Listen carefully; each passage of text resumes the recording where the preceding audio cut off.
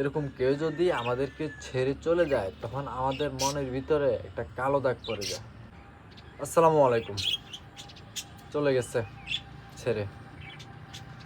শখের জিনিস বেশি দিন থাকে না, এমন একটা প্রবাদ আছে।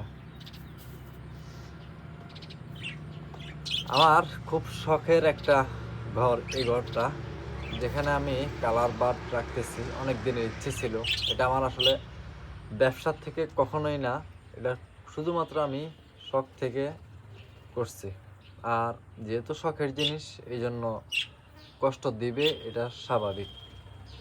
মানে শখের জিনিস খুব একটা বেশি দিন টেকে না, এটা হচ্ছে তার নমুনা। দেখেন, মানে এই পাখিটাকে আমি গতকালকে দেখেও এত খুশি হয়েছিলাম, কারণ এটা সেই পাখি যেটা হচ্ছে গতকালকে আমি দেখছিলাম যে একটা মেল পাখির সাথে মিট করছে। মানে আমি প্রথম দেখলাম আমার ঘরে একটা পাখি মিট করতেছিল, এবং সেই দৃশ্যটা দেখে আমার এত ভালো লাগছে। কিন্তু আজকে সকালে ঘুম থেকে উঠে আমি দেখি যে সে হচ্ছে নিচে পড়ে আছে।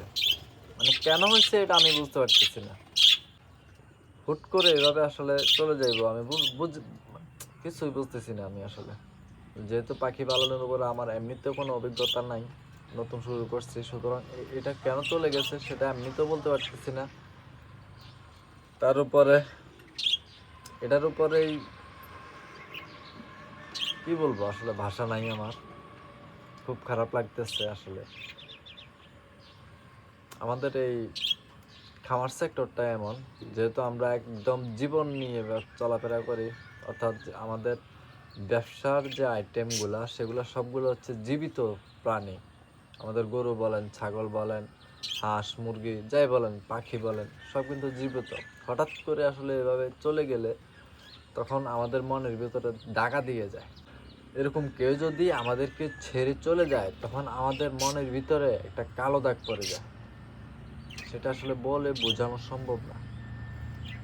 সে আমাদেরকে ছেড়ে চলে গেছে, ছোট্ট একটা পাখি, হয়তো কিছুই না, কিন্তু আমার যে কেমন লাগতেছে বিষয়টা শুধুমাত্র আমি ফিল করতেছি।